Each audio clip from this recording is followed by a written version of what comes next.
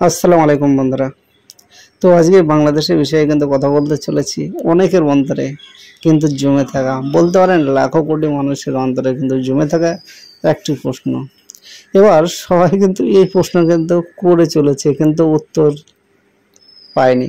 তো তাদের জন্য আজকের এই ভিডিওটি আমি নিয়ে চলে আসলাম। তো দেখুন, এখন কিন্তু বাংলাদেশে যা হয়ে গেল, এখন যা দেখতে পাচ্ছি যে বাংলাদেশ কিন্তু দ্বিতীয়বার স্বাধীনতা লাভ করলো, তাই না? এবার এই স্বাধীনতার ফলস্বরূপ তারা বাংলাদেশ থেকে এখন কি আশা করছে, কি দেখতে চাচ্ছে, তাদের অনেক অন্তরে জমে থাকা হাজারো স্বপ্ন অধরা, অনেকেই ঘুম হয়েছে, তাদের প্রিয়জনদেরকে কিন্তু হারিয়েছে। সেই স্বৈরাচারী শাসকের কিন্তু শাসন চলেছে, যেখান থেকে মানুষ কিন্তু অত্যন্ত ক্ষিপ্ত এবং অনেকে কিন্তু দুনিয়ার মায়া ত্যাগ করে চলে গেছে এবং বিশ্বাসের জায়গাটা কিন্তু হারিয়েছে বলা যায় একাধিক নেতারাই। তো এই জায়গায় দাঁড়িয়ে কিন্তু এখন বর্তমানে বাংলাদেশের মানুষ একজন ব্যক্তিকেই সব থেকে বেশি কিন্তু চাচ্ছে প্রধানমন্ত্রী হিসাবে। তিনি কে? এই প্রশ্নটা নিশ্চয়ই আপনাদের অজানা নয়। কাকে বাংলাদেশের মানুষ সব থেকে বেশি যাচ্ছে, তাই না? তিনি হচ্ছেন কিন্তু মিজানুর রহমান আল আজহারি, যিনি কিন্তু লক্ষ কোটি মানুষের কিন্তু অন্তরে কিন্তু একটা প্রভাব দাগ কিন্তু ফেলে দিয়েছে, একটা কিন্তু জায়গা করে নিয়েছে। কেননা তেনার কথার মধ্যে কোনো বৈষম্য বিরোধী বা কোনো ব্যক্তিকে আক্রমণ, কাউকে কটূক্তি, এমন কোনো চিন্তা ভাবনা তিনি কিন্তু করেনও না। আর তেনার কথার দ্বারাই কিন্তু কেউ কষ্টও পায় না। এই জন্য কিন্তু একটা জায়গা কিন্তু নিয়ে নিয়েছে।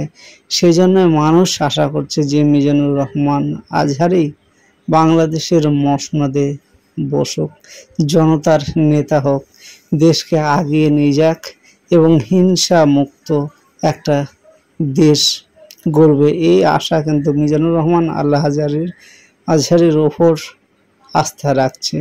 তো এখন মিজানুর রহমান আজহারি কি সত্যিই বসবে মানুষের ডাকে সাড়া দিয়ে, তাদের কি নেতা হয়ে উঠবে? এই প্রশ্ন, তাই না? তো তিনি কিন্তু অলরেডি সোশ্যাল মিডিয়ায় একটি ভিডিও কিন্তু পাবলিশ করে তিনি কিন্তু জানিয়ে দিয়েছে যে আমার কোনো কূটনৈতিক জ্ঞান নেই, রাজনৈতিক কোনো অভিজ্ঞতা নেই, তাই আমাকে নিয়ে তোমরা যে প্রধানমন্ত্রী হিসেবে ভাবছো, এতে কিন্তু আমি বেহুঁশ।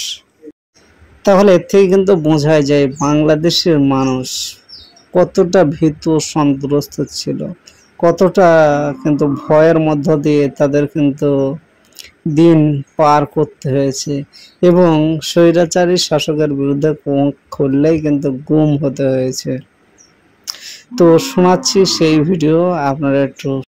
তো শহীদের রক্তে কিন্তু বাংলাদেশের মাটি যেমন লাল হয়েছে, তেমন কিন্তু শহীদের রক্তের মধ্য দিয়ে কিন্তু বাংলাদেশ দ্বিতীয়বার স্বাধীনতা লাভ করলো।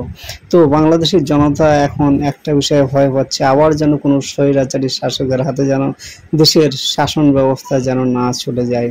তো সেই জন্য মিজানুর রহমান আজহারির ওপর আস্থা রেখেছে।